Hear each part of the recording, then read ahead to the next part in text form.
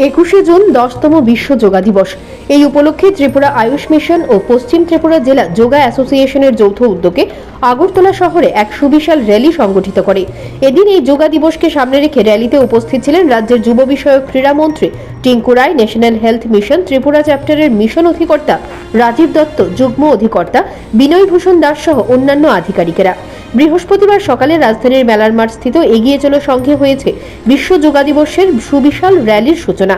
সেখানে যোগা দিবসের গুরুত্ব ব্যাখ্যা করেন মন্ত্রী টিঙ্কু রায়। তিনি বলেন, যোগা মানুষের জন্য অত্যন্ত প্রাসঙ্গিক। যারা দৈনন্দিন যোগা করেন তারা জীবনের অধিকাংশ সময় নিজেদের সুস্থ রাখতে পারেন। পাশাপাশি তিনি বলেন, যোগা দিবসে র্যালির মাধ্যমে মানুষকে সচেতন করার পাশাপাশি নিজেরাও প্রতিদিন যোগা করতে হবে। তিনি বলেন, 5ই জুন বিশ্ব পরিবেশ দিবসে আমরা গাছের চারা রোপণ করি, কিন্তু সেই গাছটিকে আর পরিচর্যা করি না, ফলে গাছটি বেঁচে থাকতে পারে না।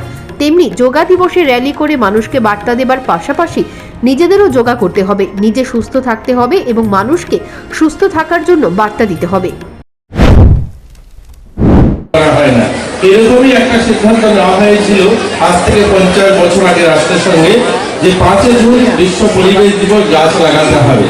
আচ্ছা ভাবুন, 50 বছর অতিক্রম করলাম, কিন্তু কতগুলো গাছ লাগালাম?